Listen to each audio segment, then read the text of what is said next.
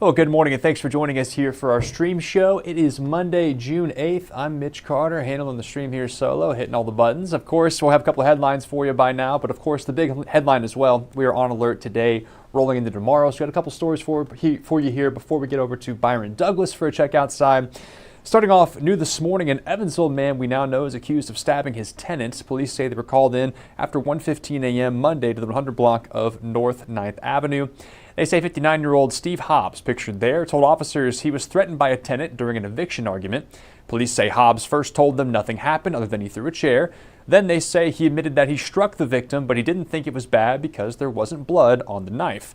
He says he then threw it on the floor in the bedroom, then grabbed his son's sword. Hobbs says his son took the sword away from him, and police say they were told Hobbs had been drinking and was upset. Somebody called his phone asking for the victim. We now know that Hobbs is charged with battery with a deadly weapon. Meanwhile, developing this morning in Davis County, learned new details about a deadly motorcycle crash that killed a teen over the weekend. We know it happened on Saturday morning around 1:30 in the 6300 block of Luther Taylor Road. The Davis County Sheriff's Office tells us that 19-year-old Christian Miller of Philpott died in that crash. They say their initial investigation shows that Miller was heading north when he lost control and crashed into a water-filled ditch. He was then rushed to the hospital, but he did later die from his injuries. And at this point this morning, we know the investigation into that crash continues. And shifting gears now, it was a busy weekend across the tri-state as dozens of events took place all over the place. Here in Evansville, thousands of people visited the downtown area on Saturday for the annual River City Pride Parade and Festival. The day started out with a parade filled with community members and colorful floats from all across the region. It all started at 5th and Main and went down Riverside, and organizers say the festival is run entirely by volunteers and funded through local sponsors and donations. The party after the parade featured live bands, DJs, drag performances, and festival goers say this was the best year they've had yet.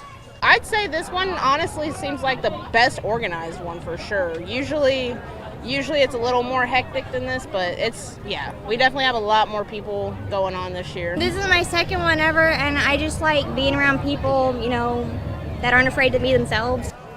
Organizers say this year there were over 100 different vendors, and you could also enjoy over 20 different food trucks running alongside Riverside Drive, many of them LGBTQ+ owned businesses or nonprofits. Meanwhile, cancer survivors and their families, they filled Seton Manor in Evansville on Sunday for a day of celebration, community, and hope. Cancer Pathways Midwest hosted its 9th annual Tri-State Cancer Survivor Day. Our Lizzie Chapman was there for us and has a look. For one day at Seton Manor, cancer took a back seat. Survivors, caregivers, and families came together for a free event built around one idea, that no one should have to face cancer alone. Cancer Pathways Midwest has hosted this event for 9 years, completely free for survivors and their families.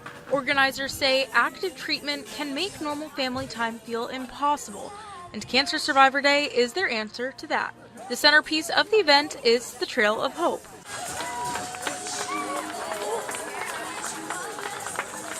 We say it's a trail, but we really just parade the survivors through their family and friends. We line them up in chronological order from their day of survivorship. So that can be 1 day to 1 month to 1 year, and so forth. And it's just a really powerful visual of, hey, that's where I started, here's where I am now. But look at that 50-year-old survivor, and there's hope in survivorship. The Trail of Hope isn't the only powerful moment of the day. Katie Watts is a singer, a USI instructor, and a cancer survivor. She was diagnosed with follicular thyroid carcinoma in 2023. After surgery, she lost her voice and spent months fighting to get it back. You have to remove the organ, and when that happens, sometimes you have this thing that happens called vocal fold paralysis. And that happened to me, unfortunately. I'm like, well, the 1%. And when that happened, I had to do all kinds of intense therapies and speech therapies and specialists, and basically I had a very slim chance that my voice would even come back, and that was so devastating as a singer, as an instructor that lectures. After 9 months of intense speech therapy and specialist work, Watts says she has about 85% of her voice back. Now she's once again able to use it to perform for the very community that helped carry her through. I'm so powerful, I don't need batteries to play. It's exciting to the nth degree. I mean, I can't even explain what it means to me to be able to not only give back to the community, but it's a miracle. You know, it's like I'm witnessing a miracle every time I speak or every time I don't know, eat something. It's a good feeling, and I'm just so glad that I get to share it with everybody. For Executive Director Krista Wilson, moments like these are exactly why Cancer Survivor Day exists. Watching the survivors come and see each other, because, you know, some of them go through our programming and then they kind of move on once they're into survivorship. So it's really nice for them to be able to come back and all see each other again and for them to feel supported.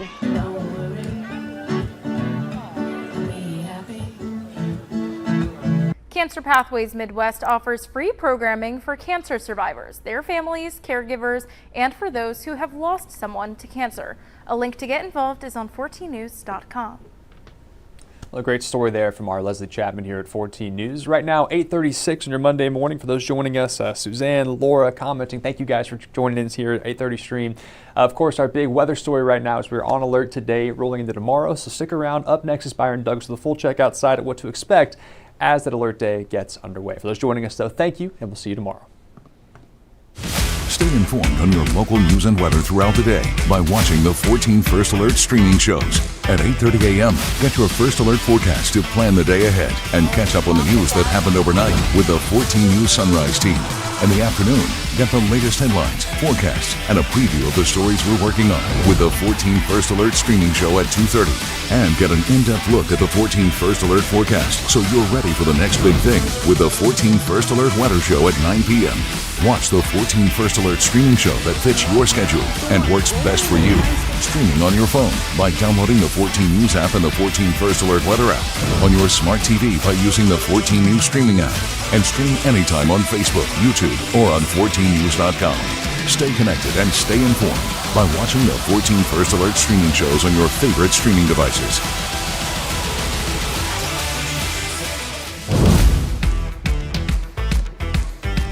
Good Monday morning. I'm meteorologist Byron Douglas. Hope everyone's having a super Monday on this June 8th. We have an alert day on the board. I think we're okay here for the next couple of hours. I'm going to take this full and I'll go over to my phone and say good morning to some folks, but it does include today through at least tomorrow morning.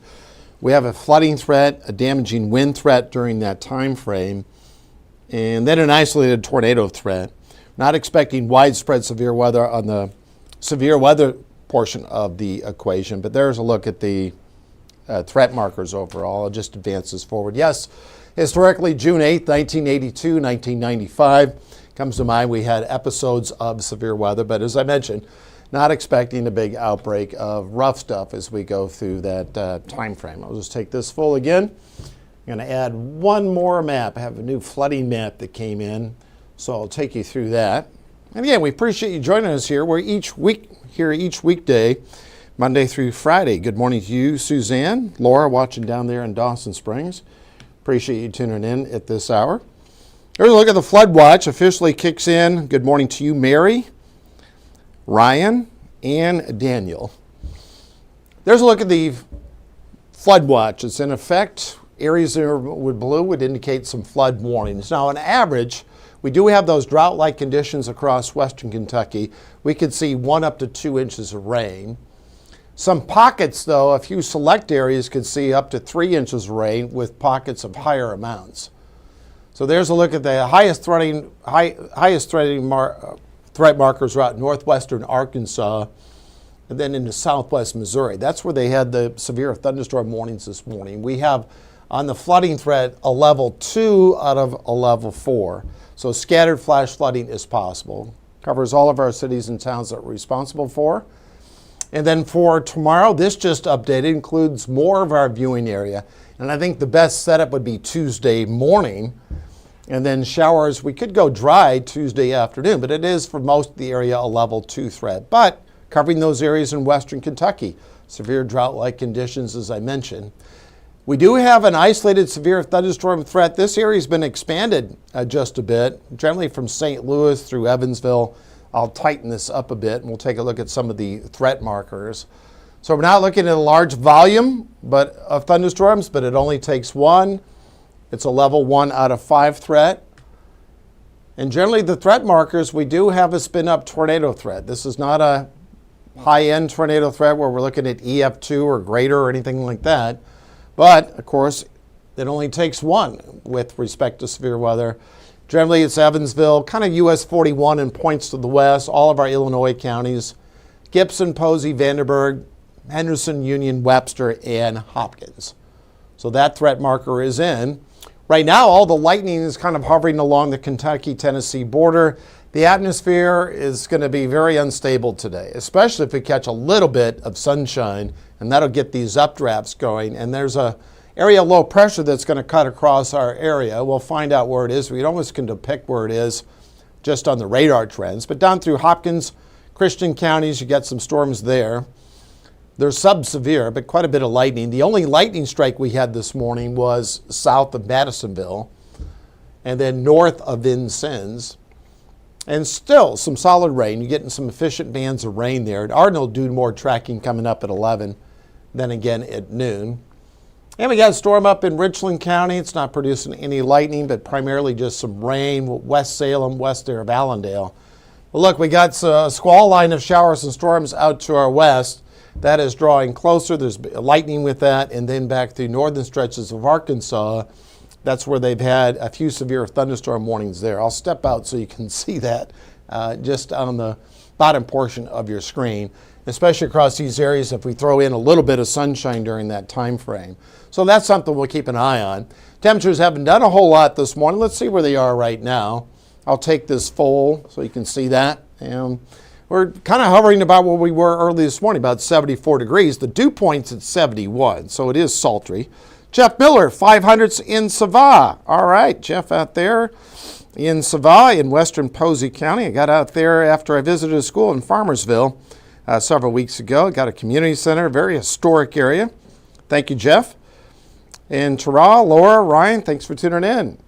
Showers, thunderstorms today, several rounds of showers and thunderstorms. We're looking at one here at mid-morning. Showers and thunderstorms tonight, and then tomorrow we'll be watching the pre-dawn hours up to about 9 o'clock in the morning for some showers and storms during that time frame. Here we go at 9:30. I'm using the in-house model. Areas in red and yellow indicate those heavier bands of showers. This takes us into the afternoon. There's enough wind shear to rotate these thunderstorms as well. And then kind of 5, 6 o'clock when you're checking back with Jeff, he could be tracking a few severe thunderstorm warnings. Can't rule out a spin-up tornado during that time frame with all this moisture available. And this takes us up into midnight, and we could be an extra early looking at showers and storms firing through the Tuesday morning commute. And generally those heavier bands of showers shift a little farther to the east as we go through the morning.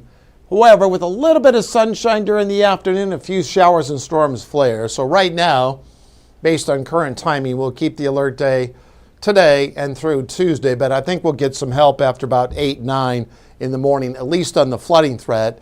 We probably still will have a level 1 threat for severe storms, and we do. Kind of the bullseyes, Bismarck, and then down through South Dakota to about Pierre, and then up into northwestern stretches of Minnesota. We have a level 1 threat across the area, and this is more for damaging winds on Tuesday. So here is the 7-day. As I mentioned, we'll have more coming up at 11 a.m., then again at noon, and we'll be tracking any nasty thunderstorms if they fire up. But all of a sudden, I mean, we've only had 400s in the rain gauge here in June. We did have a nice payoff at the end of May. And then Wednesday will be the hottest day of the year so far. We're looking at highs generally in the lower 90s, 91 on Thursday. So there's a look at the new alert days for you. And we'll have more soon coming up on our 14 First Alert weather app and then during our next newscast.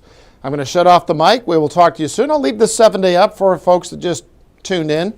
But you know what I'm going to do? I'm going to go back up and put the alert day graphic in so you can see that. Let's go back and do that. So again, hope everyone had a super weekend.